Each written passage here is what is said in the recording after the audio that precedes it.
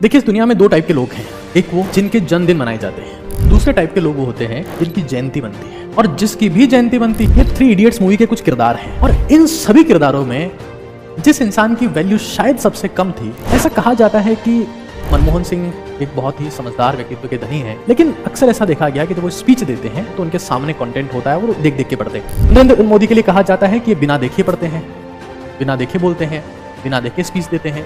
ये वो strong vocal image है जो किसी नेता को नेता बनाती है। ब्रेन में वो हिस्सा जो मेमोरी के लिए जिम्मेदार है वो हिप्पोकैम्पस है। कई ऐसी यादें होती है जो एक सेकंड में क्रिएट होती है और जिंदगी भर रहती है। कि किसके पास में फोटोग्राफिक मेमोरी थी तो इस इंसान का नाम निकल के आएगा। कोई इंसान अगर डेली बेसिस पर 1 से 1.5 घंटा या 1.5 से 2 घंटा अगर मेमोराइजेशन की प्रैक्टिस करता है तो मैं स्टाम्प पेपर पर लिख के कह सकता हूं कि वो इंसान बुद्धिमान हो जाए। चमत्कारिक मेमोरी, फोटोग्राफिक मेमोरी वही होती है जिसका अभ्यास बिना किताब के खोले किया जाता है।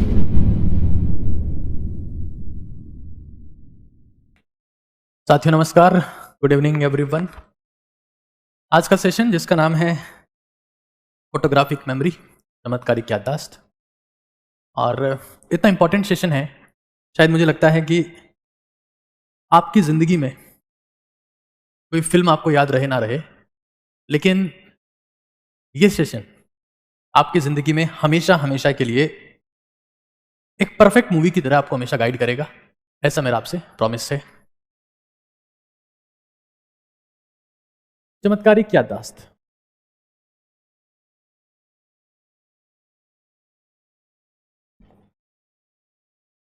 इसका सीधा मतलब है फोटोग्राफिक मेमोरी। और मुझे लगता है कि कई बार ऐसी बात, जब याददाश्त की बात आती है, मेमोरी की बात आती है, तो कई लोगों को लगता है कि मेमोरी का मतलब सिर्फ और सिर्फ जो लोग पढ़ाई कर रहे हैं, जो एंट्रेंस एग्जाम की तैयारी कर रहे हैं, जो किसी परीक्षा में अपीयर हो रहे हैं, उनके लिए है। बड़े बुजुर्गों के लिए जिनकी पढ़ाई खत्म हो गई है, उनके लिए इसका कोई मतलब नहीं है। तो ये आपकी सबसे बड़ी गलतफहमी है, यहीं पर आप मात खा जाते हैं। जो भी इंसान इस धरती पर जिंदा है, हर एक के लिए मेमोरी का उतना ही इंपॉर्टेंस है। चमत्कारिक मेमोरी, फोटोग्राफिक मेमोरी। अगर मैं आपसे ये कहूं that if you want to become memorable, if you want to become memorable,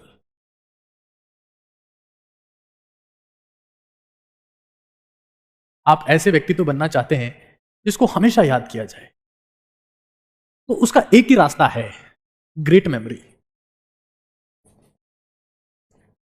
देखिए, इस दुनिया में दो टाइप के लोग हैं। एक वो जिनके जन्मदिन मनाए जाते हैं, उनके लिए केक काटा एंड सो ऑन।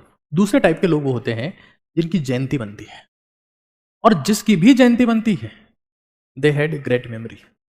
बिना जबरदस्त मेमोरी के किसी भी इंसान की जयंती मनना असंभव है। Great memory. भारत में कुछ ऐसे लोग हुए हैं, Swami Vivekananda, he just known for his memory. क्या जबरदस्त मेमोरी थी उस इंसान की, फोटोग्राफिक मेमोरी। और मैं वो सारी चीजें आपके साथ में डिस्कस करूंगा आज। बहुत ही जबरदस्त कंटेंट हम लोग डिस्कस करने वाले हैं। एक्चुअली में होता क्या है, मेमोरी जो है वो आपके रिश्ते बनाती है और रिश्ते बिगाड़ती भी वही है। अगर मान लीजिए किसी इंसान ने आपका जन्मदिन याद रखा, आपकी एनिवर्सरी याद रखी, जो भी आपकी जिंदगी में आज तक इवेंट हुआ है उसको याद रखा और आपको विश किया, फ्रेंडशिप डे याद रखा, आपको विश किया, तो आपको अच्छा लगता है कि मेरी कद्र करता है, मेरी परवाह करता है, मेरा ख्याल है इसे, और आपका रिश्ता मजबूत होता है। वहीं कोई आपका करीबी आपकी करीब से करीब, जो आपके लिए जिंदगी में सबसे इंपॉर्टेंट डेट है, उसे भी भूल जाता है, तो आपको बेकार लगता है, आप रिश्ते खराब कर लेते हैं, आप चीजें तोड़ लेते हैं, आपको लगता है कि इसको मेरी रत्ती बराबर की परवाह नहीं है। जिंदगी में 90% स्ट्रेस का रीजन, जो आपकी जिंदगी में तनाव आते हैं, 90% स्ट्रेस का रीजन आपकी पुअर मेमोरी है। टीचर्स ने आपको डांटा हो, परेशान किया हो, घर वाले आपसे तंग हो गए कि तेरे को बोला तो था तूने किया नहीं, और बहुत सारी चीजें मेमोरी से कनेक्टेड है। तो चाहे रिश्ते हो, चाहे आपका स्ट्रेस हो, आपके पेरेंट्स, तेरे को बोला तो था तेरे को याद नहीं है, टीचर्स बोला था याद करके आना, याद करके नहीं आए, फ्रेंड्स तेरे को तो यही चीज नहीं पता, तो क्या हल करेगा, और भी बहुत सारी चीजें मेमोरी से कनेक्टेड है। अच्छा, मेमोरी का मतलब, एक कंफ्यूजन है लोगों के दिमाग में कि मेमोरी का मतलब सिर्फ याद करना है। Remembering is memory? नो.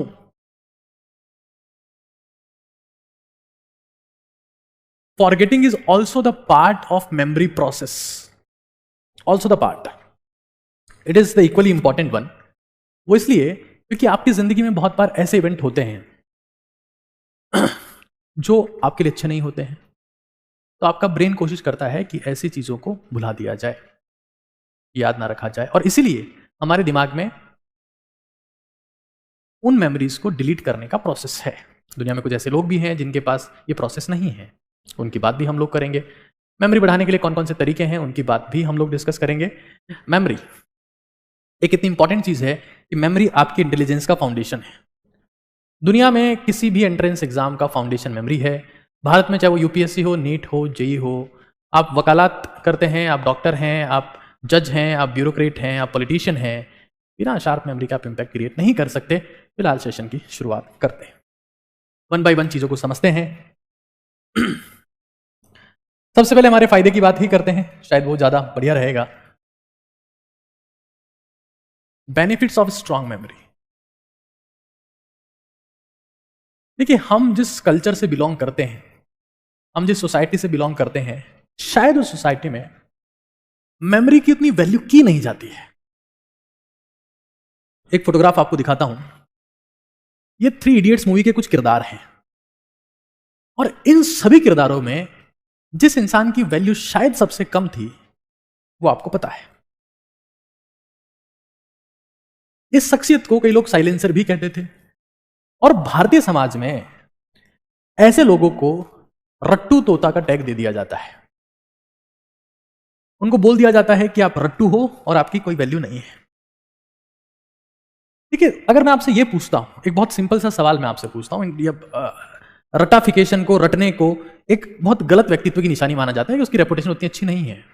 ठीक है, इंपॉर्टेंट चीज ये है कि मैं एक बहुत बेसिक सेंटेंस आपको देता हूं, दैट हॉक फ्लाइज अलोन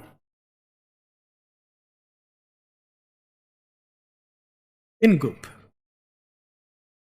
ठीक है,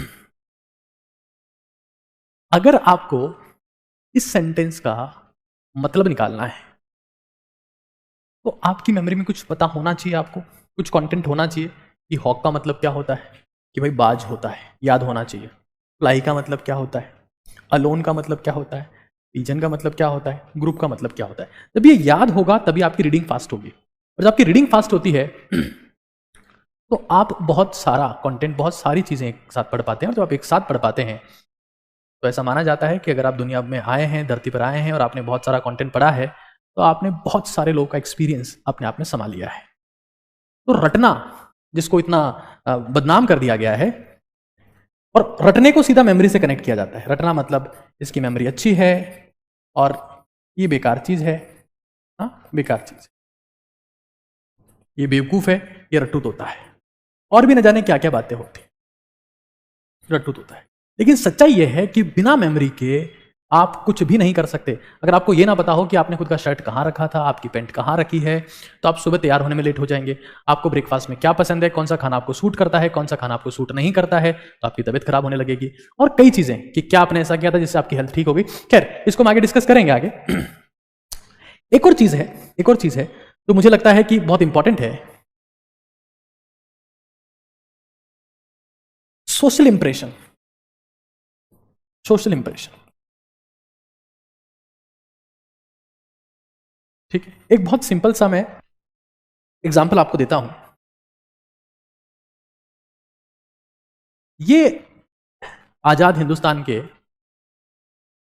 2 पीएम हैं जिनकी फोटोज मैं आपको दिखा रहा हूं. ऐसा कहा जाता है कि मनमोहन सिंह एक बहुत ही समझदार व्यक्तित्व के धनी हैं, लेकिन अक्सर ऐसा देखा गया कि जब वो स्पीच देते हैं तो उनके सामने कंटेंट होता है, वो देख देख के पढ़ते हैं. नरेंद्र मोदी के लिए कहा जाता है कि ये बिना देखे पढ़ते हैं, बिना देखे बोलते हैं, बिना देखे स्पीच देते हैं.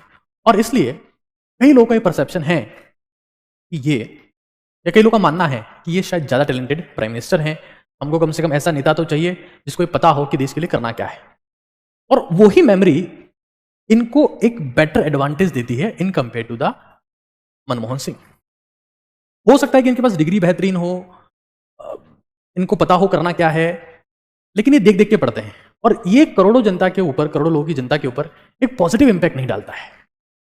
हालांकि कई बार ऐसा भी देखा गया कि मोदी जी जब बिना देखे पढ़ते हैं तो कई बार नाली से गैस बनाने की बातें भी करते हैं, कई बार उल्टी सीधी बातें भी हो जाती है। कई मैंने इनके ऐसे स्टेटमेंट्स भी सुने हैं जिसमें ये लड़की पढ़ाओ लड़की पटाओ वाली बातें कर रहे थे, बेटी पढ़ाओ बेटी पटाओ, शायद ये कई बार गलती से निकल जाता है। ऐसी कई चीजें होती है। खैर, लेकिन कुछ इनके जो ओपोनेंट है उनका ये कहना है कि नहीं, मोदी जी जो हैं वो बिना देखे नहीं पढ़ते हैं या बिना देखे नहीं बोलते हैं। इनके सामने एक डिवाइस होता है जिसको टेलीप्रॉम्प्टर बोलते हैं और सारा कंटेंट जो बोल रहे होते हैं इनको सामने से दिख रहा होता है, टेलीप्रॉम्प्टर नाम की डिवाइस। अलग मुद्दे हैं, अलग मुद्दे हैं, लेकिन मुझे यह पता है कि अगर पीएम मोदी के आगे ये पीएम शब्द लगा है तो इसमें एक स्ट्रांग रोल कहीं ना कहीं मेमोरी का है, बहुत स्ट्रांग रोल मेमोरी का है। कांग्रेस की गवर्नमेंट में एक ऐसी पीएम हुई जिनकी बहुत जबरदस्त रिस्पेक्ट थी, उनका नाम था इंदिरा गांधी। ये कांग्रेस की सबसे कद्दावर नेता मानी जाती है और उन्होंने कुछ ऐसे ऑपरेशंस किए जिसकी वजह से इनकी दुनिया में सिग्निफिकेंट वैल्यू है। इनके बारे में कहावत बहुत फेमस है कि ये जिस भी कार्यकर्ता से, जिस भी कांग्रेस से वर्कर से एक बार मिल लेती थी उसके बाद में उनका नाम नहीं भूलती थी और इसलिए हर एक कार्यकर्ता इनसे जुड़ाव महसूस करता था और वो महसूस करता था कि एक परफेक्ट लीडर है जो कांग्रेस गवर्नमेंट को आगे लेके जा सकती है। मेमोरी की बात कर रहा हूं, लीडरशिप में इंपॉर्टेंस बता रहा हूं आपको। लीडरशिप में कैसे सोशल डिफरेंशिएशन होता है, सोशल इंप्रेशन क्रिएट होते हैं, वो मैं बात आपसे बता रहा हूं। मान लेते हैं कि आपके पास में आप इकोनॉमी के ऊपर एक बेसिक डिस्कशन कर रहे हैं फ्रेंड्स ग्रुप के साथ में और वहां पर रिजर्व बैंक ऑफ इंडिया की बात आती है। तो रिजर्व बैंक ऑफ इंडिया की बात आने पर वहां जो उनकी रेपो रेट है वो आप बता देते हैं कि वो 6.50 है। उसके बाद में रिवर्स रेपो रेट क्या है तो 3.35 है। उसके बाद में सीआरआर क्या है, मतलब केस रिजर्व रेशियो क्या है, वो 4.50 है। ये सारी बातें आप बता देते हैं बिल्कुल फटाक फटाक से। तो एक स्ट्रांग पर्सनैलिटी की निशानी जाती है कि यार नहीं, मोबाइल से देख के तो कोई बता दे रहा है, इसको इसने पढ़ा है, इसको चीजें याद है। हाँ, एक केस रिजर्व रेशियो की बातें कर रहा है, रिवर्स रेपो रेट की बातें कर रहा है, हाँ रेपो रेट की बातें कर रहा है, इज नॉलेजेबल पर्सन। एक इंपैक्ट पड़ता है। तो कहीं ना कहीं आपका सोशल इंप्रेशन स्ट्रांग होता है, पर्सनैलिटी डिफरेंशिएशन होता है। पर्सनालिटी डिफरेंशिएशन, उसका एग्जांपल मैं भी आपको दूंगा, आप मानो या ना मानो, क्योंकि मैं आपसे पूछ लेता हूं। हम सभी लोग ओजस्वी तेजस्वी तपस्वी भारत बनाने की बात कर रहे हैं और बनाएंगे। इसमें हम चाहे जो हमसे बनता हो सब कुछ हम लोग करेंगे और ये बन के रहेगा। इससे बहुत बड़े बड़े काम किए जाने में आपको वादा कर रहा हूं, इतने बड़े काम किए जाने की जो आपने सोचे भी नहीं होंगे। हिंदुस्तान का ओजस्वी तेजस्वी तपस्वी युवा कभी संसद में भी बैठेगा, आपसे प्रॉमिस कर रहा हूं, आज संसद में बैठेगा। खैर, पर्सनैलिटी डिफरेंशिएशन हो सकता है कि आपकी मेमोरी बहुत अच्छी है तो कैसे, जैसे एक नॉर्मल इंसान ही कह सकता है दैट रेनबोज, मतलब इंद्रधनुष कलरफुल होता है, is something to do with the sunshine on the rain. हाँ, सनशाइन रेन जो होता है उससे कुछ कनेक्शन है।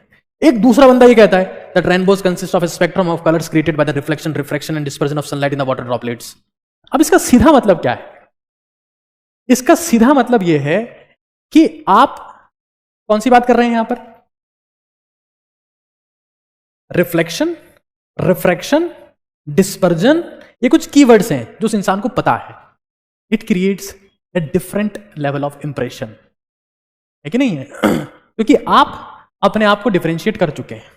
यू क्रिएट डिफरेंशिएशन, यार इस बंदे को कीवर्ड्स पता है, he knows something, he studies something, he has good memory. आप किसी पार्टी में गए और आपकी किसी एक से मुलाकात हुई, किसी दोस्त से, और सेकंड टाइम आप उसका नाम आधे घंटे बाद डायरेक्ट नाम लेके बुला रहे हैं, तो it creates a positive impression, right? Focus करो।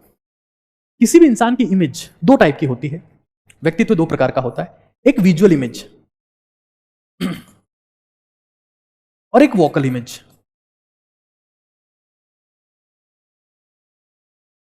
विजुअल इमेज का मतलब है कि वो इंसान कैसा दिखता है, और हमारे में से गुची अरमानी विच रोल दी जवानी वाले 99% युवा है जो इतनी आसानी से भ्रमित होते हैं जिसकी कोई लिमिट नहीं है।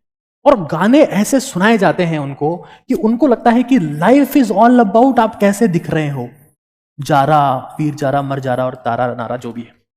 उनको ये पता ही नहीं होता कि आपका इंप्रेशन, आपका इंपैक्ट आपकी वोकल इमेज का इंपैक्ट है कि आप कैसे बात करते हैं, आप कैसे एड्रेस करते हैं किसी से, जब आप चर्चा करते हैं तो आप कौन से मुद्दे पर बात करते हैं, क्या आपका नॉलेज है। आप अगर ये समझ जाएं कि विजुअल इमेज याद नहीं की जाती है मरने के बाद या मरने से पहले, या आपके पीछे ये बात नहीं की जाएगी कि उसकी जीन्स बहुत अच्छी है, वो कैसे बात करता है, वो कैसे बिहेव करता है, उसकी वोकल इमेज, वो कैसे बोलता है। और वोकल इमेज ही किसी इंसान का व्यक्तित्व होती है। ये वो स्ट्रॉन्ग वोकल इमेज ही है जो किसी नेता को नेता बनाती है, किसी टीचर को टीचर बनाती है, किसी गुरु को गुरु बनाती है। और ओजस्वी तेजस्वी तपस्वी भारत के युवा विजुअल भी होंगे और वोकल भी होंगे, लेकिन ज्यादा वोकल होंगे। उनको पता होगा कि हमें क्या बोलना है, कैसे बोलना है। उनका दिमाग में तरंगे होंगी, उनके दिमाग में जज्बा होगा, जुनून होगा, जोश होगा। Vocal image. और वोकल इमेज देखो क्या होता है, आप किसी को दिखा के आप ये कह सकते हो कि इंप्रेशन आपने क्रिएट कर दिया कि नहीं यार ये होगा, हाँ इंप्रेशन, ये शायद ये हो सकता है, हाँ। लेकिन जो बिलीफ है ना उसका, वो आपके मुंह खोलने के बाद ही क्लियर होता है। बिलीफ कि एक्चुअली में है कौन। मतलब आप ये समझ लें कि आपकी जिंदगी में अगर कॉन्सेप्ट से क्लियर नहीं है आपके, आप घर वालों से इसलिए लड़ रहे हो कि मुझे ये लिवाइस की जीन्स चाहिए और 2000 की पैंट चाहिए और 5000 की टी शर्ट चाहिए, और निपट जाओगे दोस्त। ये लड़ाई अपनी नहीं है, बड़ी लड़ाई लड़नी है। नशा बहुत बड़ा, लड़ाई बहुत बड़ी। ये फक्र हो तुम्हें, फक्र हो तुम्हारे समाज को कि तुम पैदा हुए थे इस धरती पर, तुमने कुछ ऐसा किया दोस्त। नहीं कर पाए तो शायद ओटीटी भारत का सपना अधूरा रहेगा। एक कहावत है ना कि अगर पूत सपूत है ना तो एक भी बहुत है, और कपूत है तो 1000 भी कम है। और मेरा गोल सिर्फ यह है कि आप चाहें जो हो, कुछ ऐसा करके दिखाना है कि दुनिया याद रखे। तो हमें समझना है कि vocal image is a by product of memory, by product of memory.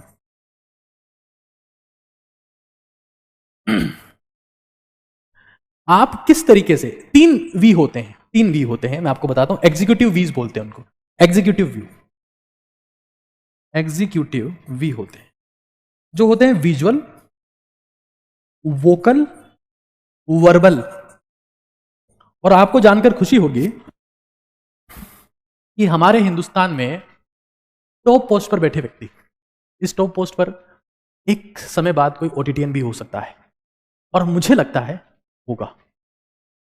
ओजस्वी तेजस्वी तपस्वी भारत बनाने वाले ओटीटीएंस भी इन पोस्ट पे हो सकते हैं।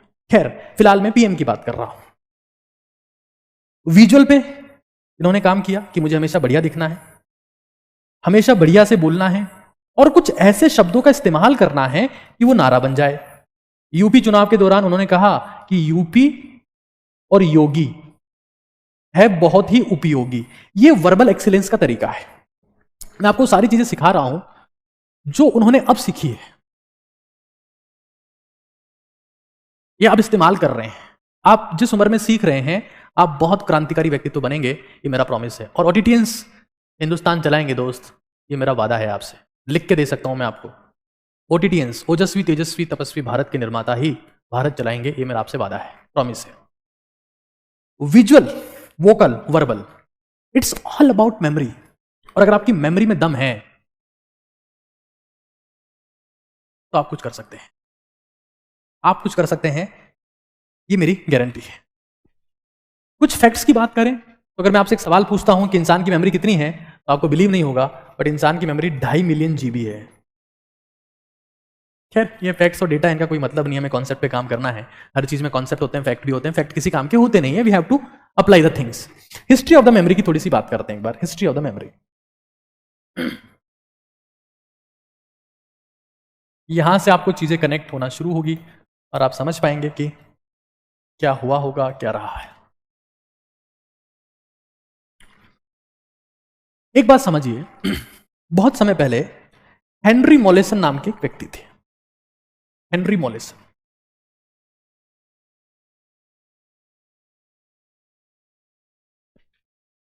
दस साल की उम्र में ये इंसान साइकिल से गिर जाता है, इसको कुछ समय बाद में सीजर्स आने लगते हैं। सीजर्स मतलब मिर्गी के दौरे आने लगते हैं, मुंह से झाग निकलना, हाँ, जीभ का दांतों के बीच में आना होने लगता है। डॉक्टर्स इनका स्कैन करते हैं, हमारे स्कैन करते हैं और आइडेंटिफाई करते हैं कि इनके ब्रेन का एक हिस्सा, टेम्पोरल लोब, इन सब चीज़ों के लिए जिम्मेदार है और उसकी वजह से ये सब कुछ हो रहा है। इनकी सर्जरी की जाती है और सर्जरी के थ्रू ये हेनरी मॉलिसन है, एक बहुत एपिक इंसान रहे हैं जिनके ऊपर सिग्निफिकेंट स्टडी हुई है, मेमोरी के बारे में भी और न्यूरोलॉजी के डेवलपमेंट में बहुत सारा योगदान इनका रहा। इनका ऑपरेशन किया जाता है और ऑपरेशन से ब्रेन का वो हिस्सा निकाल दिया जाता है जिसकी वजह से इनको मिर्गी के दौरे आ रहे थे। वो हिस्सा निकालने के बाद में इनके सीजर्स यानी दौरे, जो मिर्गी की समस्या थी वो कम हो जाती है। जो ऑपरेशन किया गया था वो था टेम्पोरल लोबेक्टोमी। टेम्पोरल पार्ट एक हिस्सा होता है, मैं फोटोग्राफ दिखाऊंगा अभी उसकी। और इसके बाद में उनके सीजर्स हमेशा के लिए कम हो जाते हैं, लेकिन उनकी मेमोरी हमेशा के लिए चली जाती है, मेमोरी लॉस। इस इंसान को यह भी पता नहीं होता घर से बाहर निकलने के बाद कि मेरा घर कहाँ है, मैंने सुबह क्या खाया था, मैंने 1 घंटे पहले क्या कर रहा था, मैं सो के उठा हूं कि मैं जग ही रहा था। और ये कहने लगते हैं कि मुझे लगता है कि मैं सिर्फ सपनों में जी रहा हूं। टेम्पोरल लोबेक्टोमी इनकी हुई और ये टेम्पोरल लोब है, ये टेम्पोरल लोब है। इसको हटा दिया गया, इसके कुछ पार्ट को हटा दिया गया जिससे इनकी तबीयत में काफी सुधार हुआ। आप देख सकते हैं ये इनका ब्रेन है, इसका कुछ हिस्सा हटा दिया गया था, ठीक है। और हटाने के बाद में इनकी सारी दिक्कतें ठीक हो जाती है, लेकिन मेमोरी खत्म हो जाती है। बाद में देखा गया कि जो हिस्सा हटाया गया था वो हिस्सा हिप्पोकैम्पस था। और तब पूरी दुनिया को पता चला कि हमारे ब्रेन में वो हिस्सा जो मेमोरी के लिए जिम्मेदार है वो हिप्पोकैम्पस है। अब हिप्पोकैम्पस कहाँ होता है, ये फोटोग्राफ में आपको दिखा रहा हूं। ये हमारा हिप्पोकैम्पस है, ये आप फोटो देख पा रहे हैं, ये हिप्पोकैम्पस हमारे पास में है। और hippocampus is the responsible behind the memory. Hippocampus the factor, the organ, the part of brain memory responsible है।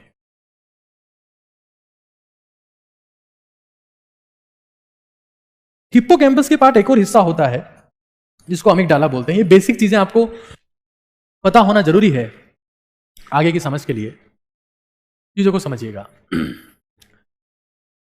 अमिगडाला एक वो हिस्सा है जो इमोशनल मेमोरी के लिए जिम्मेदार होता है।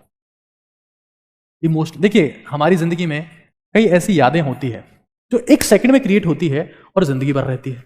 और कई बार हम किताब खोल के 4-4 घंटे बैठे होते हैं और जैसे बंद करते हैं सेकंड में गायब हो जाता है। अमिगडाला इमोशनल मेमोरी, जब कोई सी मेमोरी अमिगडाला के थ्रू हिप्पोकैम्पस में जाती है वो बहुत लंबे समय तक रहती है। मेमोरी आपको पता होगा, नहीं पता तो बता देता हूं। 3 टाइप की मेमोरी होती है। सेंसरी मेमोरी, जैसे आप मुझे सुन रहे हैं, देख रहे हैं, ये सेंसरी मेमोरी है। आप कुछ इमेज, कुछ फोटोज, मेरे शब्द कुछ समय के लिए कैच कर रहे हैं, सुनकर नोट डाउन कर रहे हैं, ये वर्किंग मेमोरी है, वर्किंग मेमोरी है। और वर्किंग मेमोरी के बाद में जो एक मेमोरी ऐसी होगी जो हमेशा के लिए आपके दिमाग में रुक जाएगा, जो कंटेंट, वो स्टोरेज मेमोरी होगी। और स्टोरेज मेमोरी ही इंसान की सक्सेस को डिसाइड करती है। इंसान की सक्सेस को डिसाइड करने की यही मेमोरी होती है और इसी के बारे में हम लोग चर्चा करेंगे आज कि किस तरीके से आप इसको बढ़ा सकते हैं और किस तरीके से इसके ऊपर काम कर सकते हैं। रिसेंट एक रिसर्च हुआ हिप्पोकैम्पस एरिया के ऊपर और वो रिसर्च पेपर मैं आपको दिखाने वाला हूं। इसके ऊपर रिसर्च हुआ हिप्पोकैम्पस एरिया के ऊपर। और रिसर्च क्या हुआ वो मैं रिसर्च पेपर आपके सामने रिप्रेजेंट कर रहा हूं। वो रिसर्च पेपर क्या है, अच्छा पहले अमिगडाला की फोटो एक बार दिखा देता हूं। ये हिप्पोकैम्पस के बिल्कुल पास वाला हिस्सा है, ये अमिगडाला हमारे पास में बिल्कुल पास वाला हिस्सा है, ये आप यहां देख सकते हैं। ये आपके पास में अमिगडाला वाला एरिया है और ये इससे कनेक्टेड बहुत पास में ये हिप्पोकैम्पस है, ये यहां पर। जब आपकी जिंदगी में आपको लगता है कि यार किसी का एक्सीडेंट हो गया या कोई आपके घर में बीमार पड़ गया बहुत जबरदस्त तरीके से, किसी सगे संबंध रिश्तेदार की मृत्यु हो गई, किसी ने आपको आई लव यू बोल दिया या किसी ने बोल दिया कि मुझसे कोई बात मत करना, मैं तुमसे नफरत करती हूं या नफरत करता हूं, वो सारी चीजें अमिगडाला के थ्रू हिप्पोकैम्पस में जाती है और हमेशा के लिए आपको याद रहती है। लेकिन जब आप किताब खोल के पढ़ रहे होते हो तो उस वक्त कुछ इमोशनल चीजें होती नहीं है, तो लगता है कि यार ये चीजें क्या ही मतलब है इनका, उनका कुछ सेंस होता नहीं है। यार हिप्पोकैम्पस को कैसे एक्टिवेट किया जा सकता है? 90% लोगों को पता है हिप्पोकैम्पस क्या होता है, लेकिन एक्टिवेशन इसका कैसे पॉसिबल है? एक्टिवेशन, रिसेंट एक रिसर्च हुई और रिसर्च पेपर पब्लिश हुआ। वो क्या है वो देखो। एक बच्चा पूछ रहा है जेईई में फर्स्ट रैंक कैसे लाएं? तो जेईई में फर्स्ट रैंक बहुत सारे फैक्टर्स के ऊपर डिपेंड करता है। उसमें मेमोरी भी है, उसमें प्रैक्टिस भी है, उसमें किस्मत भी है, आपकी हेल्थ भी है, आपके सोर्सेज भी हैं, आपके गाइड, आपके मेंटर भी हैं। बहुत सारी चीजें सिर्फ एक फैक्टर के ऊपर डिपेंड नहीं करती है, कई सारे फैक्टर्स उसके लिए जिम्मेदार होते हैं। फिलहाल हम आगे चलते हैं। ये हमारे पास में है, रिसर्च है हिप्पोकैम्पल फंक्शन के लिए, और इसमें साफ साफ मेंशन है कि डे टाइम नैप, झपकी कितनी देर की, मैंने रिसर्च पेपर पूरा पढ़ा है ना, और रिसर्च पेपर में जब पढ़ेंगे तो यहां पर लिखेगा 40 मिनट लिखा हुआ है, ठीक है, और कहीं ड्यूरेशन इसका दिया हुआ है कि 40 से 60 मिनट।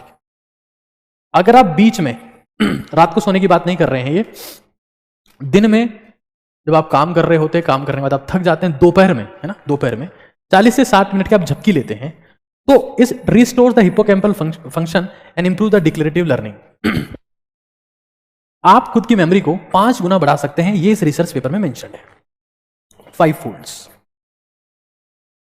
तो कई बार आपको कई नौसिखिए खिलाड़ी इस तरीके से मोटिवेट कर देते हैं कि पागल हो जाओ, पागल होके पढ़ो और बेवकूफ बन के पढ़ो, और जो हो वो कर दोगे, तोड़ दोगे, फोड़ दोगे, मरोड़ दोगे, सोना नहीं है, 10 मिनट ही सोना है, 30 घंटे पढ़ना है, 26 घंटे पढ़ना है। ये सब बकवास बातें हैं। पढ़ रहे हो लेकिन रुक नहीं रहा है, मतलब तुम्हारे पास एक बाल्टी है जिसमें छेद हो रखा है, तुम उसमें पानी भरना चाहते हो, कभी नहीं भर पाओगे दोस्तों। उस छेद को जब तक बंद नहीं करोगे, पानी की बाल्टी नहीं भरेगी। And this is true for everyone.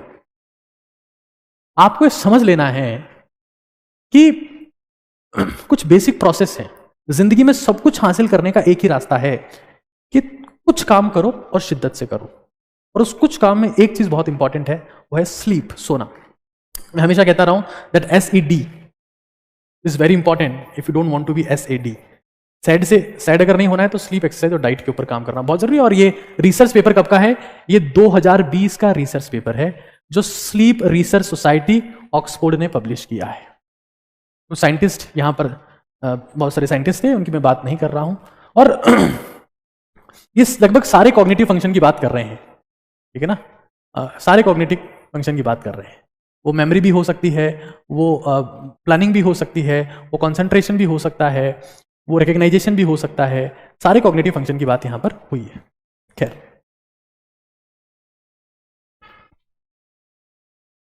तो एक्टिवेशन का एक ही रास्ता है। नींद अगर बहुत ज्यादा आ रही है तो आप में न्यूट्रिएंट्स की डेफिशिएंसी है, आपको मल्टीविटामिन सप्लीमेंट लेने चाहिए, बहुत जरूरी है। सबसे इंपॉर्टेंट ये है ना कि खाना भारी ना लें।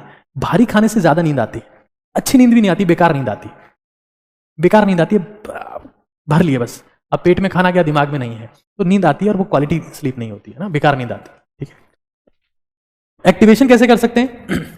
तो उसका एक ही रास्ता है, आफ्टरनून नैप।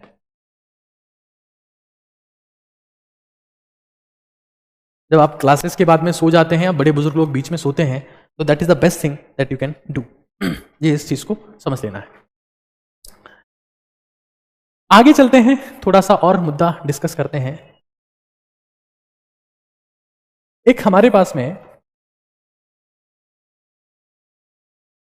2 टर्म्स हैं, एक का नाम है न्यूरोजेनेसिस और एक का नाम है फॉरगेटिंग कर्व। फॉरगेटिंग कर्व, इन 2 मुद्दों के बारे में थोड़ा सा डिस्कशन करते हैं।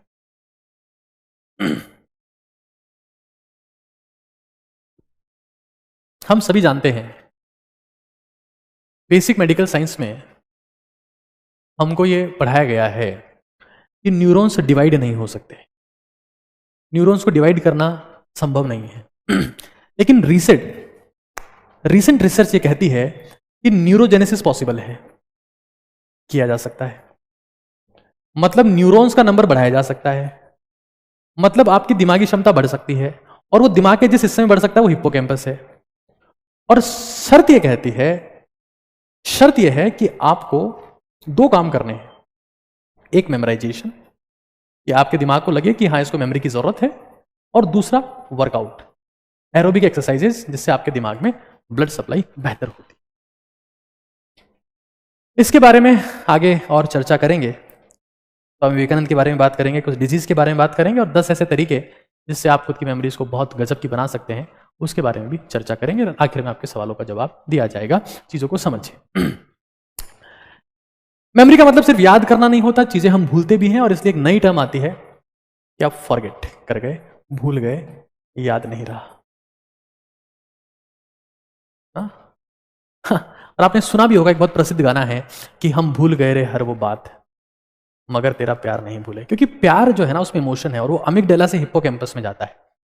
हम भूल गए रे हर बात मगर तेरा प्यार नहीं भूले, बहुत प्रसिद्ध गाना है ये। इसका सीधा मतलब ये है कि अगर किसी में भी इमोशंस हैं, अमिगडाला से कोई चीज हिप्पोकैम्पस में जा रही है, तो इंसान को याद रहती है। और मैं वही चीज आपको सिखा रहा हूं कि कैसे आप मेमोरी में इमोशंस को क्रिएट कर सकते हैं। कैसे भूल जाते हैं आप, क्या फॉरगेटिंग कर्व होता है, एक्सप्लेन कर देता हूं एक बार आपको। हमारे सामने एक कर्व है, और ये जो कर्व आप देख रहे हैं आपके सामने, ये एबिंगहॉस ने दिया था। एबिंगहॉस कर्व भी बोलते हैं उसको, Ebbinghaus memory curve, Ebbinghaus memory curve इसको बोलते हैं। कर्व को समझिए, और इन्होंने एक ट्रिक बताई 7 3 2 1। ये इनका बहुत फेमस नंबर था। What is your mobile number, what is your dial number, curve में क्या डायल नंबर, तो ये कह रहे थे 7 3 2 1 आप डायल करें, आपको हर समस्या का इलाज मिलेगा। What is your mobile number. ये क्या कहते हैं, ये कहते हैं कि दोस्त, अगर आप किसी भी चीज को पहली बार सीखते हैं, पहली बार सीखा, फर्स्ट लर्न, ये आपने सीखा, 100% आप सीख गए, आपने उसको रिवाइज नहीं किया तो गिरेगी, वो चीज गिरती है। ये फॉरगेटिंग कर्व आप देख रहे हैं, और गिरते गिरते गिरते गिरते गिरते गिरते गिरते तीसरे दिन तक वो शून्य पर पहुंच जाती है।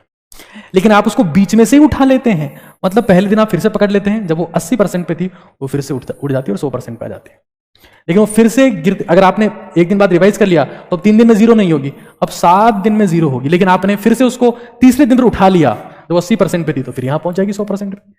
और वो गिरते गिरते अब उसके 0 होने की संभावनाएं बहुत कम है। और आपने पहली बार पढ़ा, रिवाइज किया, फिर रिवाइज किया, और फिर रिवाइज कर लिया आपने, तो अब लगभग 80% 90% कंटेंट आप हमेशा के लिए रिटेन रखते हैं। तो इनका कहना यह था कि जैसे आपने पढ़ा, उसको पहले दिन रिवाइज करो, फिर नेक्स्ट डे रिवाइज करो, फिर तीसरे दिन रिवाइज करो, फिर 7वें दिन रिवाइज करो। लेकिन मैं इससे भी इफेक्टिव तरीका आपको सिखाने वाला हूं, बताने वाला हूं, जिससे आपकी जिंदगी में हमेशा के लिए परिवर्तन आ जाएगा। ये फॉरगेटिंग कर्व है, इसको हमें फॉरगेट ही कर जाना है, क्योंकि मुझे कुछ महानता इसमें दिखी नहीं, मेरे पास इससे बेहतर तरीके हैं। लेकिन हमें एबिंगहॉस के योगदान को नहीं भूलना चाहिए। ये फॉरगेटिंग कर्व कुछ इस पैटर्न को फॉलो करता है। खैर, ये और ये उनका नंबर है 7 3 2 1। वो कहते हैं कि रिवाइज मोर, सिर्फ इतनी सी बात वो कहते हैं, रिमेंबर मोर, एक ही रास्ता है। कुछ आसन, कुछ प्राणायाम, कुछ डाइट, सारी चीजें इस सेशन में हम आपको डिस्कस करेंगे। आगे चलते हैं एक बार थोड़ा सा, और चीजों को और डिटेल में समझने की कोशिश करते हैं। एक बहुत ही तगड़ी शख्सियत है, मैं अगर उनका नाम ना लूं तो मेरी जिंदगी में मुझे लगता है बहुत सूनापन है। मैं चाहता हूं कि आप इस शख्सियत को पहचाने, और मैं शायद इन्हीं के मिशन को लेकर आगे बढ़ रहा हूं, शायद इन्हीं के मिशन को लेकर आगे बढ़ रहा हूं। मुझे लगता है कि मेरी जिंदगी में इस इंसान की इंपॉर्टेंस बहुत ज्यादा है। आप यहां पर देखिए, ये क्या आप किसी एक शख्सियत को पहचान पा रहे हैं यहां पर?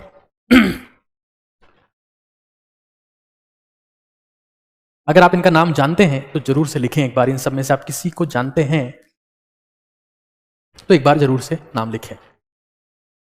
अगर आप पूरी दुनिया में किसी एक इंसान को ढूंढे कि किसके पास में फोटोग्राफिक मेमोरी थी, तो इस इंसान का नाम निकल के आएगा, और ये हैं आपके प्यारे स्वामी विवेकानंद। मैंने सोचा कि इनकी रियलिस्टिक फोटो ली जाए, क्योंकि सभी ने इनको सांफे के साथ में देखा है और सब उसी फोटो को जानते हैं। ये स्वामी विवेकानंद है, और इनके लिए कहा जाता है that he had the amazing memory. और मैं इन्हीं के मिशन को लेकर चल रहा हूं, ओजस्वी तेजस्वी तपस्वी भारत, जो आने वाले समय में हिंदुस्तान को चलाएंगे। मेरा प्रॉमिस है आपको, हिंदुस्तान को हम चलाएंगे, आप लोग चलाएंगे, ओजस्वी तेजस्वी तपस्वी भारतीय चलाएगा स्वामी विवेकानंद। इनके बारे में, क्योंकि हम मिशन के ऊपर काम कर रहे हैं, हम एम्बिशन के ऊपर काम नहीं कर रहे, हमारा मिशन है। जिंदगी में 2 टाइप के लोग होते हैं, एक एम्बिशन के ऊपर काम करते हैं। मुझे कुछ खास एम्बिशन बची नहीं है, खाना पानी का जुगाड़ हो रखा है, वो सबके पास हो रखा है। अब जिंदगी में एक मिशन है कि 10 करोड़ भारतीयों को ट्रेन किया जाए और उनको वो बनाया जाए कि वो ओजस्वी तेजस्वी तपस्वी भारत का निर्माण कर पाए। खैर, यहां देखते हैं Swami Vivekananda, the revolutionary Indian monk, जिन्होंने दुनिया में हिंदुइज्म का झंडा लहराया। शिकागो का इनका स्पीच बहुत फेमस है। मैं वो कॉन्वर्जेशन आपको सुनाना चाहता हूं जो इनकी शिष्यों के साथ में हुई। वो कॉन्वर्जेशन मैं आज आपको सुनाना चाहता हूं, बहुत जरूरी है, वो बहुत जरूरी है, उसके बिना कोई मजा नहीं है जिंदगी में। निकोला टेस्ला की भी मेमोरी फोटोग्राफिक मेमोरी मानी जाती है, लेकिन निकोला टेस्ला की तारीफ करने के लिए पूरा अमेरिका बैठा है, बाकी दुनिया में सब लोग तारीफ कर रहे हैं निकोला टेस्ला की। विवेकानंद हमारी जिम्मेदारी है, वो हमारी जिम्मेदारी है, वो हमारे देश का गौरव है। खैर, एक कहानी से शुरुआत करता हूं। इनके एक शिष्य थे जिनका नाम था शरद चंद्र चक्रवर्ती, और वो एक इवेंट के बारे में लिख रहे हैं जो स्वामी विवेकानंद से कनेक्टेड है in his book diary of disciple of Swami Vivekananda. मैं वही चीजें डिस्कस कर रहा हूं जिससे आप स्वामी विवेकानंद के बारे में जान पाए। क्या कहानी है सुनिए। कुछ दिन पहले, few days ago, a new set, एक नया सेट मंगवाया गया एनसाइक्लोपीडिया ब्रिटानिका का, जो एक भारी भरकम किताब हुआ करती थी उस वक्त, शायद आज भी आती है। मठ में मंगाई गई है, मैथ नहीं है, मठ है, brought to the math. Seeing the new shining volumes, the disciple said to Swami ji, Vivekananda ji को बोला उनके शिष्यों ने कि सर मंगवा तो लिए आपने, it's almost impossible to read all these books in a single lifetime. लेकिन उसको पता नहीं था कि स्वामी जी ने पहले ही ये 10 किताबें, 10 वॉल्यूम उसके फिनिश कर दिए हैं और वो 11वीं की शुरुआत करने वाले हैं। ये बात उनके ही एक शिष्य किताब में लिखते हैं जिनका नाम है डायरी ऑफ डिसिपल। कॉन्वर्जेशन को आगे समझते हैं। क्या कहते हैं कि तुमने ऐसा क्यों कहा, ऐसी बात करते हो तुम, आस्क मी एनीथिंग, मुझसे कुछ भी पूछ लो, मतलब इन 10 वॉल्यूम से तुम कुछ भी पूछ सकते हो ना, I will answer you all.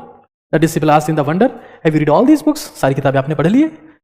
Swami ji, why should I ask you to question me otherwise, वरना मैं तुमसे कहता ही क्यों कि तुम मुझसे सवाल पूछो। Being examined, Swami ji not only reproduce the sense but at the place of every language difficult topic selected from each volume, tough से टफ टॉपिक का उन्होंने जवाब दिया, जो कि एक सामान्य इंसान के ताकत के बाहर की बात है। हर सवाल का जवाब वो दे पाए जो एक सामान्य इंसान के बस के बाहर की बात है, और उसका वो सीक्रेट बताते हैं, वो सीक्रेट बताते हैं। स्वामी जी फिर कहते हैं, do you see simply by the observance of strict brahmacharya continence all learning can be mastered in very short time. वो इसका सीक्रेट बताते हैं कि मैं इनको कैसे याद रख पा रहा हूं। द स्ट्रिक्ट ब्रह्मचर्य उनका मानना था। और अगर आप अनफेलिंग मेमोरी चाहते हैं, मैं स्वामी विवेकानंद की बात बता रहा हूं, उसके अलावा और कौन से तरीके हैं जिससे आप मेमोरी को मास्टर कर सकते हैं, उनकी भी चर्चा हम लोग करेंगे। डिसिपल ने बोला कि ठीक है सर, आप जो भी कहते हैं, लेकिन मुझे नहीं लगता कि सिर्फ ब्रह्मचर्य के दम पर ये हो सकता है। और उसके बाद स्वामी जी ने कोई जवाब नहीं दिया, किताब का परिचय यहीं पर समाप्त हो जाता है। स्वामी विवेकानंद, जिनको पूरी दुनिया में मेमोरी मिरेकल के नाम से जाना जाता है। मेमोरी मिरेकल, अब मुझे नहीं पता कि क्या और रीजन रहा, कई बार जेनेटिक्स भी जिम्मेदार होती है, लेकिन इनका कहना है कि स्ट्रिक्ट ब्रह्मचर्य, इनका कहना है, तो इनकी बात लिखना बहुत जरूरी है। एक और इंटरेस्टिंग बात जो इन्होंने कही और मुझे आपको बतानी चाहिए मुझे आपको, क्या? क्योंकि विवेकानंद की बात हिंदुस्तानियों को नहीं पता होगी तो बताएगा कौन हिंदुस्तानियों को कि तुम्हारे पूर्वज कितने महान थे? बहुत जरूरी है। Vivekananda believe that every person mind become concentrate sometimes, कभी ना कभी वो एकाग्र होता है ना। और हम किन चीजों पर एकाग्र होते हैं? जिनसे प्रेम करते हैं। और हम किनसे प्रेम करते हैं? जिन पर एकाग्र हो जाते हैं। क्या बात है, मतलब love and concentration are reversible reaction. जहां कॉन्सेंट्रेशन होगा उससे प्रेम होगा, जिससे प्रेम होगा वह कॉन्सेंट्रेशन अपने आप हो जाएगा। मतलब इससे पावरफुल बात क्या हो सकती है? Love and concentration are interconvertible. देख पा रहे हैं? इट वॉज द कॉन्सेप्ट जिसने मेरे दिमाग के तार हिला दिए और मुझे फील हुआ कि वाह, व्हाट एन अमेजिंग वर्ड्स। प्रेम है वहां एकाग्रता है, जहां एकाग्रता है वहीं प्रेम है, और जहां प्रेम है, जहां इमोशन है, वहीं तो एकाग्रता है। जहां अमिगडाला है वहीं हिप्पोकैम्पस है, जहां इमोशन है वहीं प्रेम है, वहीं कॉन्सेंट्रेशन है। मतलब such an amazing words. I just just have become the fan of these word, मतलब इससे बेहतरीन क्या ही हो सकता है। मेमोरी को सीखने के लिए मैंने इसके ऊपर कुछ किताबें भी पढ़ी, जिन किताबों के सीक्रेट्स मैं आपको बताने वाला हूं, आपसे डिस्कस करने वाला हूं। कौन सी बुक्स मैंने पढ़ी है, तो some books and some diseases दोनों ही डिस्कस कर लेते हैं जो मेमोरी से रिलेटेड है। पहले कुछ बुक्स की बात कर लेते हैं।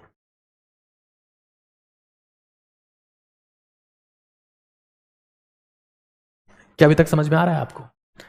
जहां प्रेम है वहीं कंसंट्रेशन है, और जहां कंसंट्रेशन है वहीं प्रेम है, और जहां कंसंट्रेशन है वहां याददाश्त चूक ही नहीं सकती दोस्त। आपकी मेमोरी कमजोर हो ही नहीं सकती अगर आप में कंसंट्रेशन है और जिस चीज को आप कर रहे हो उससे प्रेम है। यही तो सच है। एक किताब है, किताब का नाम है moon walking with Einstein. Moon walking with Einstein एक किताब है जो मेमोरी पर लिखी गई कुछ पावरफुल किताबों में से एक है। मैं किताब का कीवर्ड्स आपको डायरेक्टली बता दूंगा, आपको किताब पढ़ने की जरूरत नहीं है। जोशुआ फर इस किताब के राइटर हैं और मैंने इस किताब को पढ़ा, मैंने इस किताब को समझा और मुझे यह समझ में नहीं आया कि कुछ किताब के की पॉइंट्स हैं, कुछ बेसिक बातों पर किताब बात करती है। पहला मुद्दा तो यह है कि मेमोरी की वैल्यू, मेमोरी की इंपॉर्टेंस समय के साथ साथ में कम हो रही है। ये इस किताब में लिखा गया कि आज के 200 BC बिफोर क्राइस्ट, उनके 200 साल पहले एवरीथिंग वॉज ऑरल, सब कुछ ऑरल था। जिसको याद था, कुछ समझ थी, जो पता था वही अपने बच्चों को बताता था और उसी ज्ञान से सब अपना पेट भरते थे। थोड़े टाइम बाद में लोग स्टोन राइटिंग करने लगे, पत्थरों पर लिखने लगे, पाषाण लेख उनको कहते। लेकिन सबसे बड़ा कबाड़ा कब हुआ? जब 1440 में डिजिटल प्रेस आ गई, या बोल सकते हो प्रिंटिंग प्रेस आ गई। डिजिटल प्रेस तो सही नाम नहीं होगा, प्रिंटिंग प्रेस आ गया। जैसे प्रिंटिंग प्रेस आई, प्रिंटिंग प्रेस के आने के बाद इंसान ने सोचा कि अब याद करने की जरूरत नहीं है, और उससे बड़ा सत्यानाश कब हुआ? जब मोबाइल आया। आज इंसान एक समस्या से ग्रसित है जिसका नाम है डिजिटल एमनेजिया। मतलब आज हम हर चीज मोबाइल के भरोसे छोड़ चुके हैं कि हमारे ननिहाल का रास्ता कहाँ है, जीपीएस पे लगा देना है, हमारा गांव कहाँ है, जीपीएस पे लगा देना, हमारा रूम कहाँ है, जीपीएस पे लगा देना, उसका नंबर फोन में सेव कर ले, ये इसके नोट्स, ये पीडीएफ बना ले, ये इसकी फोटो ले ले, ये वहां सेव कर ले, ये उस गैलरी में डाल दे, ये उस खिड़की में डाल दे, ये उस गेट में घुसा दे, ये उसके नीचे, हर चीज मोबाइल में। और ऐसा कहा जाता है कि जो चीज इस्तेमाल नहीं होती ना, वो उसमें जंग पड़ जाती है। और आज 99% स्टूडेंट जंग का शिकार है। डिजिटल एमनेसिया की बात यहां नहीं हुई है क्योंकि जब तक किताब लिखी गई तब तक शायद ये ट्रेंडिंग नहीं था, बट इन्होंने कुछ सीक्रेट्स बताए, कुछ ट्रिक्स बताई है कि आप कैसी मेमोरी को इंप्रूव कर सकते हो। और एक तरीका बताया इन्होंने, चंकिंग, जो मुझे इस पूरी किताब में सबसे बेहतर समझ में आया। चंकिंग, जैसे मान लेते हैं मैं एक फिगर आपके सामने लिख दे रहा हूं, यहां पर एक नंबर लिख दे रहा हूं आपके सामने में, ये नंबर मैंने लिखा और इस नंबर को मैं कहता हूं कि आपको ये याद करना है। ये नंबर मैंने लिखा, तो इनका ही कहना है कि ऐसे नंबर याद नहीं करो, इसको ब्रेक कर दो। जैसे ये सब लिखा हुआ है तो आप इसको लिख दो 11/9/2011 और ये हो जाएगा 31/5/1993। तो इस तरीके से आप, ये तो मेरी डेट ऑफ बर्थ और ईयर ऑफ बर्थ है तो आप चीजों को ब्रेक करके ज्यादा बेटर याद रख सकते हैं। चीजों को ब्रेक करके आप बेटर तरीके से याद रख सकते हैं। यही इस पूरी किताब का कॉन्सेप्ट है। ठीक है, chunking of content, chunking of content, break down things.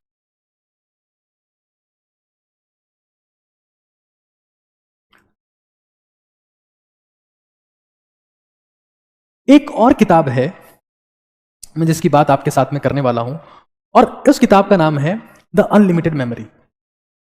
Unlimited memory, मैं यहां पर उस किताब को आपके साथ में फोटोग्राफ दिखा देता हूं। दिस वन,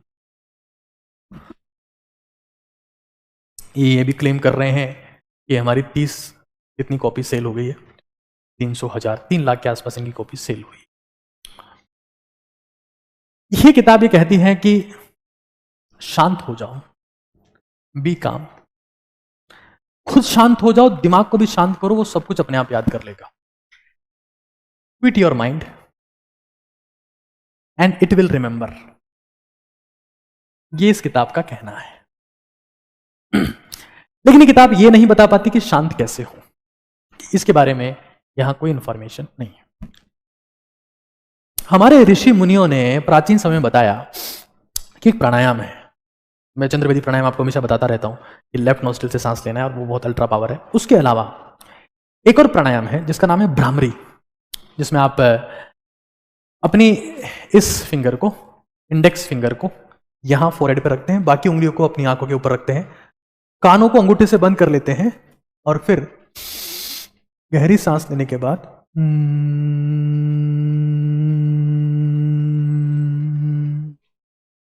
ओम का उच्चारण करते हैं। इसको हम बोलते हैं भ्रामरी प्राणायाम। आप ये 7 बार कर सकते हैं, आप ये 11 बार कर सकते हैं, और आप ये देखेंगे कि आप हद शांत हो गए। भ्रामरी प्राणायाम, उसके बारे में ये बात नहीं करते हैं, मैं उसका एक बार पोजीशन बता देता हूं कि अब ये हमारे साथियों ने फोटोग्राफ निकाला है, हालांकि ये पोज गलत है। अंग्रेजी लोग रह गए, इनको पता नहीं है, फोटोग्राफ भी निकाला, ये पोज बिल्कुल गलत है, ये ऐसा कुछ नहीं करते हैं, ये गलत भ्रामरी प्राणायाम है। इस उंगली को यहां रखते हैं, इसको यहां रखते हैं और अंगूठे से बंद कर लेते हैं, और आप फील करेंगे कि आप दिमागी रूप से काफी शांत महसूस अपने आप को करेंगे। पोज ही गलत है, खैर। क्विट योर माइंड, मल्टीटास्किंग को अवॉइड करें, ये मुझे इस किताब की अच्छी बात लगी।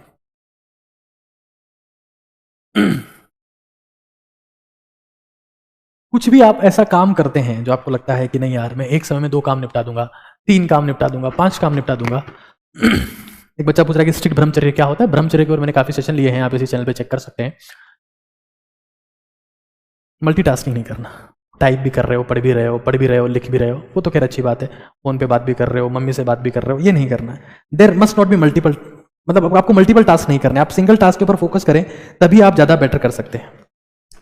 एक और चीज, कुछ नेमोनिक्स बनाए, नेमोनिक्स क्रिएशन अपनी फैमिलियर लैंग्वेज में, कि यार ये मेरी लैंग्वेज है, मुझे महसूस होता है कि मेरी फैमिलियर लैंग्वेज है, और मैंने कुछ नेमोनिक्स बनाए। जैसे मैं भी बच्चों को पढ़ा रहा था, मैंने ऐसे पढ़ाया, मैं ऐसे ही पढ़ाता हूं। मेरा गोल यह है कि कंटेंट को एक फोटोग्राफ में कन्वर्ट कर दिया जाए।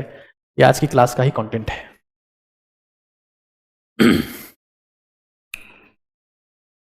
ये आज की क्लास का ही कंटेंट है, जिसमें आप ये देख पा रहे हैं कि ये मैंने पढ़ाया था।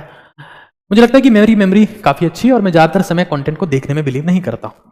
इस कंटेंट की मैंने, जैसे बीटा डिहाइड्रोजनेशन है, यहाँ पर डिहाइड्रेशन ऑफ अल्कोहल है, कॉल्वेज इलेक्ट्रोलिसिस है, पायरोलिसिस ऑफ एस्टर है, इसका मैंने एक ट्रिक बना दिया, ये बच्चों ने बनाया, कि बीडी मतलब beta dehydrogenation, D for dehydration of alcohol. क्यों बीडी को कॉल्बे, क्यों क्वाटरनरी अमोनियम सॉल्ट, क्यों पिया रात में विस्की के साथ, और इस तरीके से इसकी ट्रिक बना दी। कोई बहुत खतरनाक रिसर्च नहीं है ये, लेकिन ये आपको हेल्प करती है ना, हेल्प करती है। किताब का नाम है अनलिमिटेड मेमोरी, और ये सबसे भारी कॉन्सेप्ट सिखाती है कि नहीं करना है, शांत रहना जितना हो सके। 2 प्राणायाम है, चंद्रवेदी प्राणायाम और भ्रामरी प्राणायाम, जो लिख दे रहा हूं मैं द अनलिमिटेड मेमोरी से।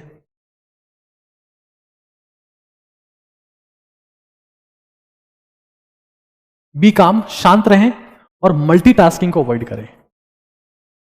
एक और किताब है the art of memory. Art of memory भी कुछ ऐसी ही बात करती है जो नेमोनिक्स की बात करती है, जो मैंने भी आपके साथ में डिस्कस करी।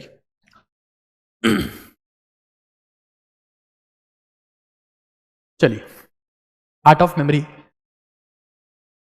का फ्रंट कवर भी दिखा देता हूं एक बार आपको। मैं भी सोच रहा हूं एक किताब, बट मुझे लगता है मेमोरी के बारे में क्या किताब लिखी जाए। इंटीमेसी और सेलेबसी के ऊपर किताब लिखने की सोच रहा हूं। द आर्ट ऑफ मेमोरी किताब है, फ्रांस येट्स ने लिखी है,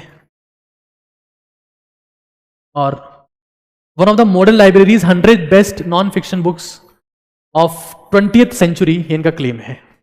खैर क्लेम अलग अलग हो सकते हैं, प्रयास अलग अलग हो सकते हैं। द आर्ट ऑफ मेमोरी में कुछ ऐसी बातें यहां पर भी की गई है। मैं कुछ विशेष उसको पढ़ नहीं पाया, ज़्यादा बता भी नहीं पाऊंगा आपको, लेकिन जो मैंने पढ़ी वो मैंने आपको बता दी। आगे चलते हैं और चीज़ों को थोड़ा सा और डिस्कस करते हैं। दो चीज़ें मैं बताने वाला हूं, एक diseases associated with memory, diseases associated, कौन सी बीमारियां हो जाती है मेमोरी से रिलेटेड, क्यों होती हैं, और एक how to get the photographic memory, the power of photographic memory, how to get the photographic memory.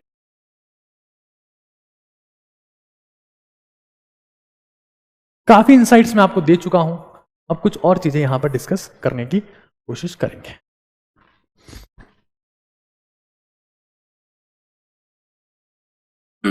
How to make notes like that in one page, रोज बनवाता हूं बच्चों से, और ऐप पर वो क्लासेस होती हैं। खैर आगे चलते हैं। हमारे पास में एक बीमारी है, अल्जाइमर्स। अल्जाइमर्स, कई लोग इसमें जी लिखते हैं, कई लोग जेड लिखते हैं, अल्जाइमर्स। हिंदी में लिख देता हूँ। जिसमें इंसान बुढ़ापे में उसकी याददाश्त कमजोर हो जाती है, उसका ओरिएंटेशन खराब हो जाता है, वो घर नहीं पहचान पाता और कई सारी चीजें हो जाती है। अब ये इसकी बहुत फेमस बीमारी, एक वेस्कुलर डायमेंशिया है, वेस्कुलर डायमेंशिया, ये समझने की जरूरत है हमको। अल्जाइमर तो सभी लोग जानते हैं, लेकिन अगर, जस्ट ए सेकेंड, कुछ ज्यादा जगह भर गई है यहां पर आज, थोड़ा सा इसको शिफ्ट करना पड़ेगा, पहली बार शिफ्ट करना पड़ रहा है मुझे। वेस्कुलर डायमेंशिया है, क्या होता है जब आपके ब्रेन में प्रॉपर ब्लड सप्लाई नहीं होती है। वो किसी वजह से हो सकती है, नशा हो सकता है, आप दारू पीते हैं, आप सिगरेट पीते हैं, खाना घटिया है, सोते रहते हैं, सोफे से उठते ही नहीं है, काउच पे आलू बन गए हैं ना, पोटैटो काउच बोलते हैं उसको, भूल गए हैं, ट्रांस फैट आप खाते हैं, मैदा आप खाते हैं, आपकी डाइट में सॉफ्ट ड्रिंक्स, कोल्ड ड्रिंक्स और दवाने भर का कचरा है, आपका ब्लड फ्लो बेकार हो जाता है। और ये बुढ़ापे की दिक्कत है, इस पे आपका कंट्रोल नहीं है, लेकिन इस पे कंट्रोल है। ब्लड फ्लो पुअर हुआ, और ये जवानी में भी होता है, वेस्कुलर डायमेंशिया जवानी में भी होता है। ब्लड सप्लाई पुअर होने की वजह से आपकी मेमोरी उतनी परफेक्ट नहीं रही। नशे किए हैं आपने, तो आपकी जो आर्टरीज हैं उनमें ब्लॉकेज आ गया, हल्का फुल्का ब्लॉकेज आया, परफेक्ट ब्लॉकेज नहीं आया, उसको तो अपन बोलेंगे कि लकवा हो गया, पैरालिसिस हो गया है, हल्का फुल्का ब्लॉकेज आ गया। करना क्या है इसको अवॉइड, और ये 90% लोगों को है वेस्कुलर डायमेंशिया। खैर आगे चर्चा करेंगे इसकी, यहां से भी इसको हटा ही देता हूं। फोटोग्राफिक मेमोरी कैसे प्राप्त करें, ये तो अपना मेजर डिस्कशन है, उसी को छोटी जगह पे डिस्कस कर लेंगे तो क्या मतलब है। एक बीमारी है जो दुनिया में 62 लोगों को है, बीमारी का नाम है HSAM, फुल फॉर्म है highly superior autobiographical memory.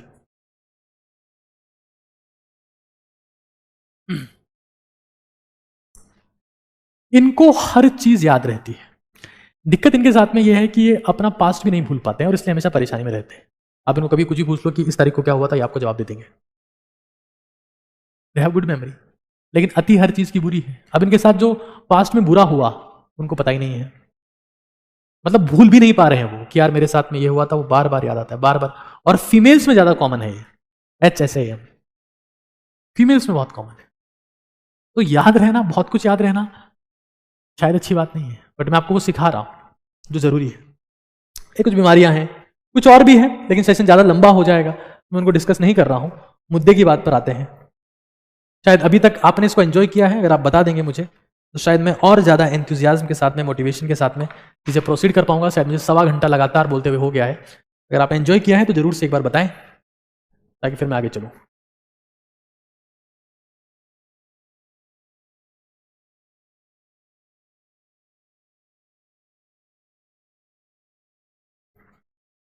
Dinner यहीं पर करना पड़ रहा है आज।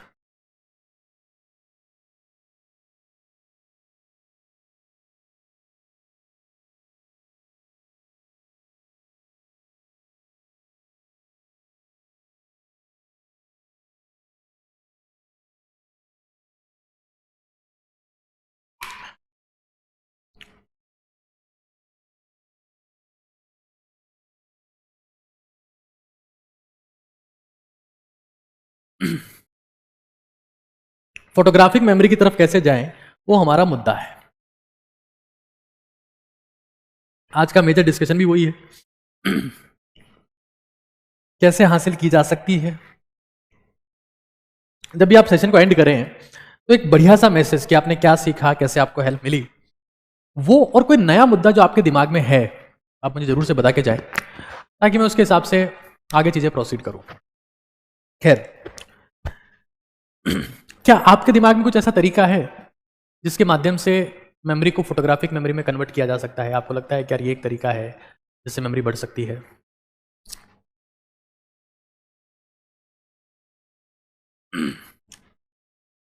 सबसे पहली चीज, कीप योर सेल्फ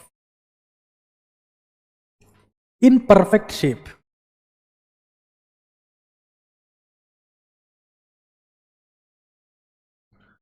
जो लोग आउट ऑफ शेप हैं, जो अनफिट हैं, जिनकी बॉडी में मसल्स नहीं है, लेग्स की मसल्स कमजोर है, उनके ब्रेन में प्रॉपर ब्लड सप्लाई होता नहीं है, और ऐसे लोगों की मेमोरी कमजोर होती है, पुअर होती है। सबसे आप देख लीजिए, जितने भी टॉप सीईओज हैं, all top CEOs are fit. जो भी लोग कुछ जिंदगी में बड़े मिशन लेके चल रहे हैं वो फिट है। उनको पता है कि शरीर की फिटनेस से ही सब कुछ होता है। फिटनेस के बिना आप मेमोरी की बातें करने चले जाएं तो मुझे लगता है कि वो बात अच्छी नहीं होगी, आप शायद गलत ट्रैक पे चले जाएंगे, ऐसा मुझे लगता है। तो बिना फिटनेस के आप ये नहीं कर पाएंगे। तो योगा प्राणायाम है क्या सर? हाँ है। योगा कौन सा है? तो सी आसन की बात कर लेते ना, योगा और आसन, मैं परफेक्ट टर्म यूज करने में बिलीव करता हूं। आसन है शीर्षासन। कई लोग योगा, प्राणायाम, मेडिटेशन सबको मिक्स करके बोलते हैं। और प्राणायाम है भ्रामरी और चंद्रभेदी। चंद्रभेदी का मैं सबसे बड़ा फैन हूं और मैं चंद्रभेदी प्राणायाम हमेशा करता हूं। राइट नॉस्ट्रिल को, स्क्रीन पर उल्टा दिखेगा आपको, राइट वाले को बंद करना होता है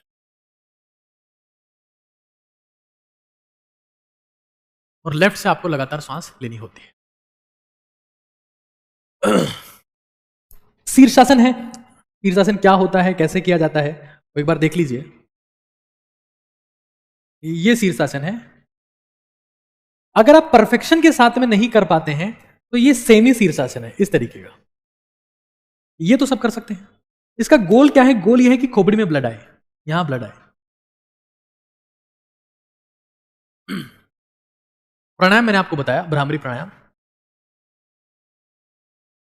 इनसे सिग्निफिकेंट आप फील करेंगे कि आपकी मेमोरी इंप्रूव हो रही है, आपको फायदा होगा।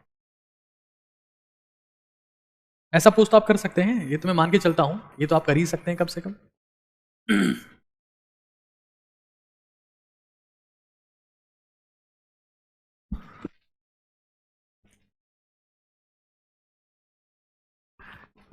ठीक है। प्रैक्टिस कंसंट्रेशन, एकाग्रता का अभ्यास करना है।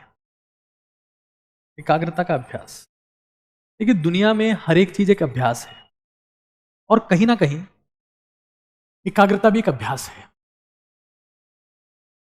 आप देखेंगे दुनिया में जितने भी चमत्कार हुए हैं, कुछ भी ऐसा हुआ है जिसके ऊपर लोगों को लगा हो कि यार ये कैसे हो गया यार, कोई डिस्कवरी हुई हो, कुछ चमत्कार हुआ हो, कुछ महान काम हुआ हो, एवरी मिरेकल, हर चमत्कार की नींव एकाग्रता में होती है। जिसके पास कंसंट्रेशन है, जिसके पास एकाग्रता है, उसकी मेमोरी अमेजिंग होने की गारंटी मैं अभी आपको दे सकता हूं। और ये प्रैक्टिस है। आप अभी सेशन सुन रहे हो तो सेशन सुनने में भी आप ये प्रयास करो कि हम पूरे ध्यान से सुनेंगे, कंसंट्रेशन से सुनेंगे, फोकस से सुनेंगे, हमारा कंसंट्रेशन डाइवर्ट नहीं होगा, पूरे ध्यान से देखेंगे कि हो क्या रहा है। लेकिन नहीं, 2 मिनट सुनते हैं निकल जाते हैं। तो हमें यह समझ लेना है कंसंट्रेशन इज अ प्रैक्टिस। मैं फिर कह रहा हूं, जिसमें एकाग्रता है उसी के साथ भगवान होते हैं। अर्जुन में थी, आपको पता है महाभारत के युद्ध में भगवान श्री कृष्ण अर्जुन के साथ में थे। एकाग्रता ही ईश्वर को पाने का एकमात्र तरीका है। रट लीजिएगा दोस्त इस बात को। और नहीं समझ में आई, डिस्ट्रैक्टेड हो, कहीं बैठे हो, तू क्या कर रहा है, तू क्या कर रहा है, तेरा क्या हुआ, तूने खाना नहीं लाया, आज क्या लेके आया है, कल टिफिन में क्या था, नहीं करना है। उसकी, इसकी, तेरी, मेरी नहीं करनी। मुंह बंद, मौन और एकाग्र। आप हमेशा हमेशा रट लीजिए, चुप हो जाइए और एकाग्रता का अभ्यास करिए। जितने चुप रहेंगे उतनी ही एकाग्रता का अभ्यास बेहतर होगा। चिल्लाता हुआ इंसान एकाग्रचित नहीं हो सकता, और बड़बड़ाता हुआ इंसान भगवान के करीब नहीं जा सकता।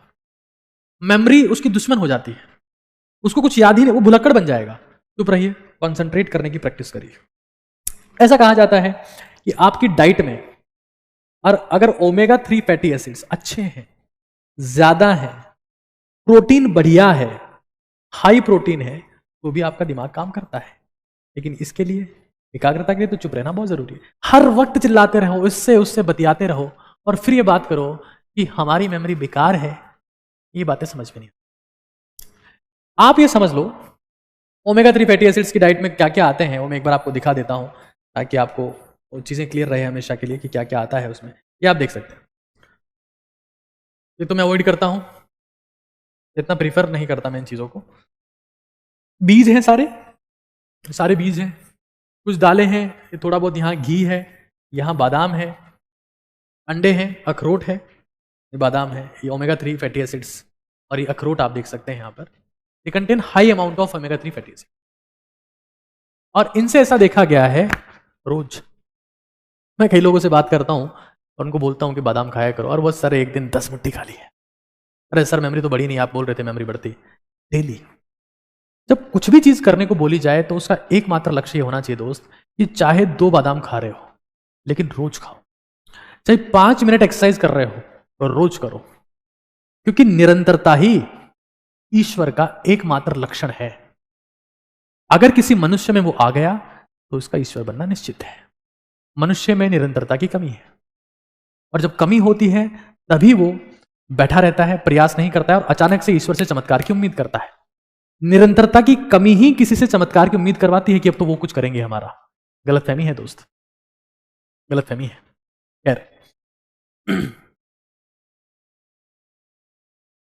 खैर मैं मेंशन कर देता हूं, रट लो। 2 बादाम खा रहे हो कोई दिक्कत नहीं, 2 खा लो। 1 अखरोट खा रहे हो, रोज खाओ, हाई प्रोटीन। सबसे इंपॉर्टेंट, भयंकर पानी पियो, 4 लीटर, 4 लीटर पानी रोज। कैसे? नाप के, ऐसे नहीं आंसर पीता हूं, नाप के, क्योंकि आपके दिमाग का सिग्निफिकेंट हिस्सा पानी से बना हुआ है, और पानी अगर आप नहीं पी रहे हैं तो आपका दिमाग काम नहीं करेगा। डिहाइड्रेटेड दिमाग काम नहीं करता है दोस्त, पानी वो मस्ट है। अगर आपको लगता है कि आपका दिमाग काम करे, पानी। मेडिटेशन करो, हिंदी बोलते उसको ध्यान करना। मैंने इसके ऊपर पूरा एक सेशन लिया है प्रॉपर फॉर्मेट में, आप उसे देख सकते हैं। इतनी सारी बातें मैं आपको बता चुका हूं, लेकिन एक सुपर पावर मैं जिसका नाम अभी तक अवॉइड कर रहा था, और जो मेरा खुद की कहानी है वो मैं आपसे डिस्कस कर रहा हूं, उसका नाम है मनन, यानी कि मेमोराइजेशन। फोटोग्राफिक मेमोरी में अगर ये सब चीजें 10% रोल प्ले करती है तो ये 90% रोल इसका है। 90% रोल इस चीज का है, that is non as memorisation.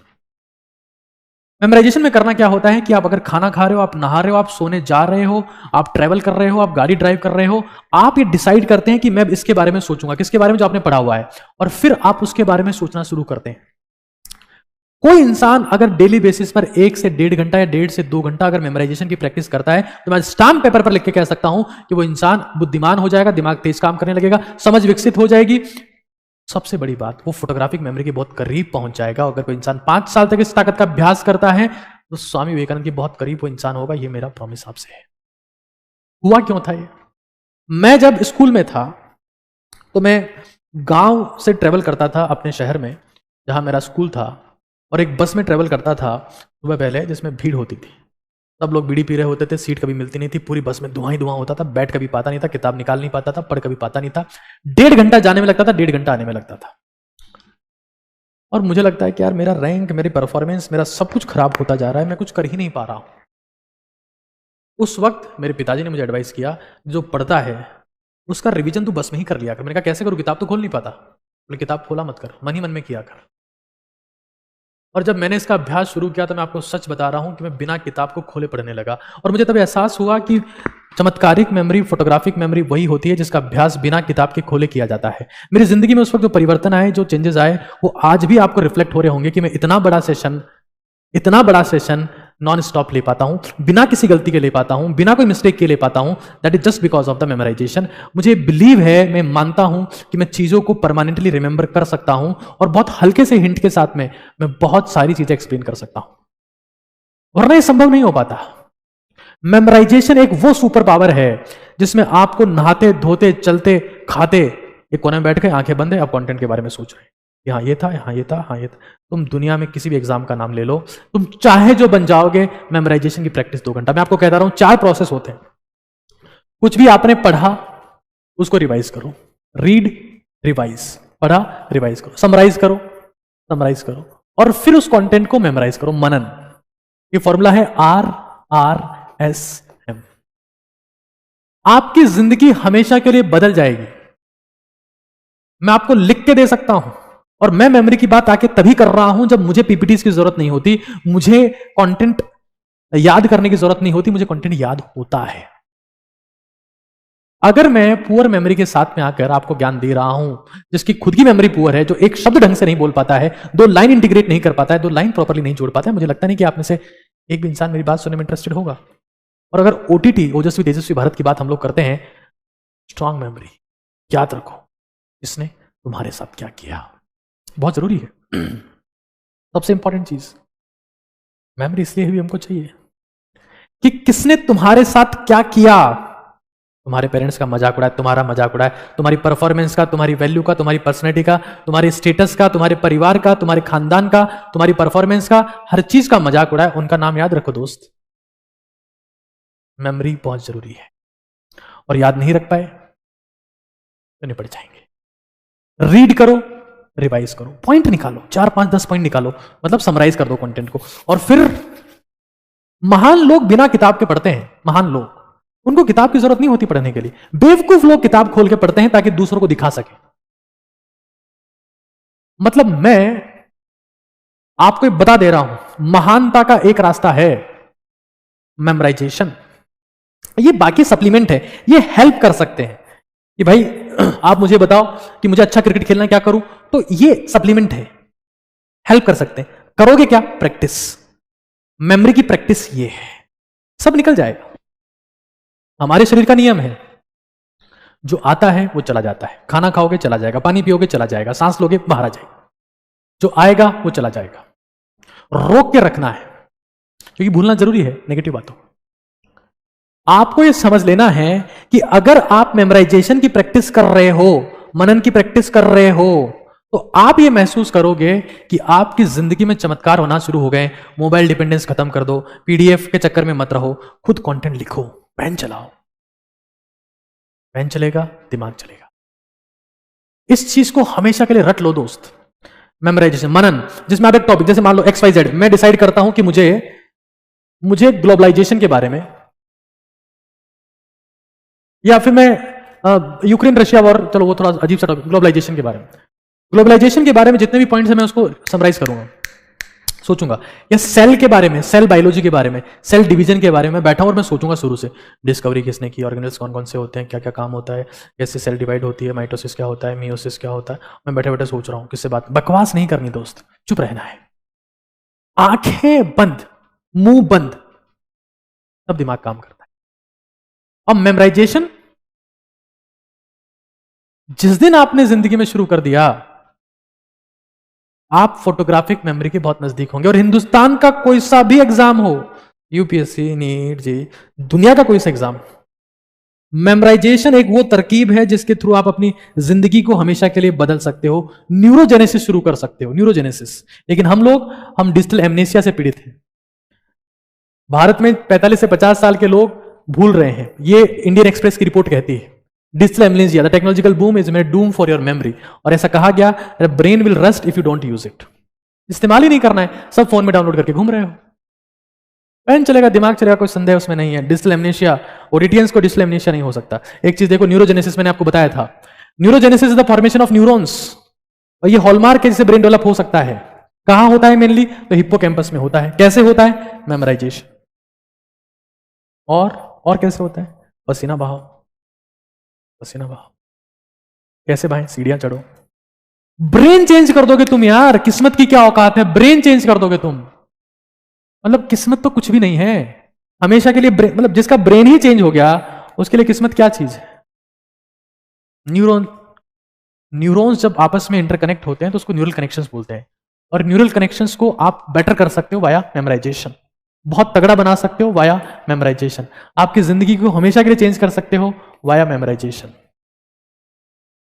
तो ये हमारा आज का डिस्कशन था जिसके ऊपर आज हमने विचार किया, चमत्कारिक याददाश्त। मैंने इसको परफेक्ट करने के लिए, बेस्ट करने के लिए सारे वो प्रयास किए हैं जो मैं कर सकता हूं। सारी किताबें पढ़ी है, पूरा कंटेंट रिसर्च किया है, आपके हिसाब से बेस्ट ऑफ बेस्ट बनाने की कोशिश की है, पूरी हिम्मत से आपके सामने रिप्रेजेंट किया है। आप सभी का बहुत बहुत धन्यवाद, बहुत बहुत शुक्रिया।